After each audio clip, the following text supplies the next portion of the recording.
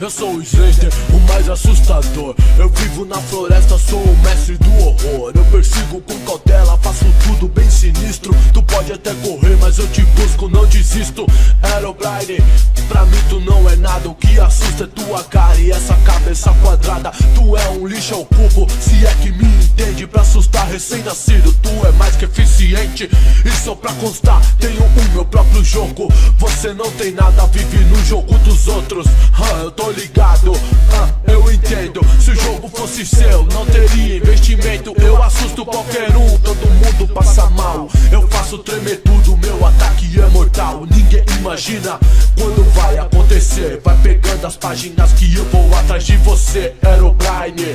Eu não sei como é que pode, você se acha lenda, pra mim você é mod. Um mod muito mal feito, por sinal, poderia ser pior, né? Querendo falar mal, sua alma foi selada, porque tu é muito chato. O povo te invoca porque te acha um coitado. Depois eu vou no mine só pra te invocar, mas dessa vez é ao contrário, eu que vou te assustar.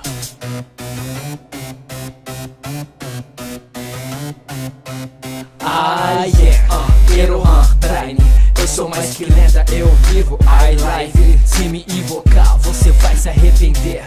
O real terror, você vai conhecer. Aterrorizo qualquer um, caça é minha vontade. De dia, de noite, não importa a idade. Tu diz que é assustador, não entenda essas paradas. Pra mim tu é o Voldemort, de terno e gravata. Vou chamar o Harry Potter pra te dar um jeito, vai tomar um sol. Depois eu vejo teu conceito. O norte selou minha alma, porque eu sou perigoso, sinistro, cruel, maldito e tenebroso. Não é qualquer um que tem coragem de me encarar. E todos que tentaram não voltaram pra contar. Slender vive na floresta, tu é um animal. Chapeuzinho já tá indo, corre lá o lobo mal. Tu tem o próprio jogo, bem louco, empolgante.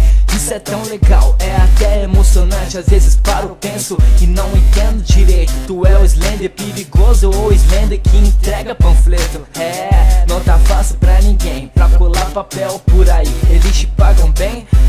Tanto faz, isso não importa. Mas não esqueça de colar, meu terror, Herobrine está de volta. Quem você acha que foi o grande vencedor desta batalha? Escreva nos comentários quem você acha que foi o melhor. E não esqueça de deixar sua sugestão para o próximo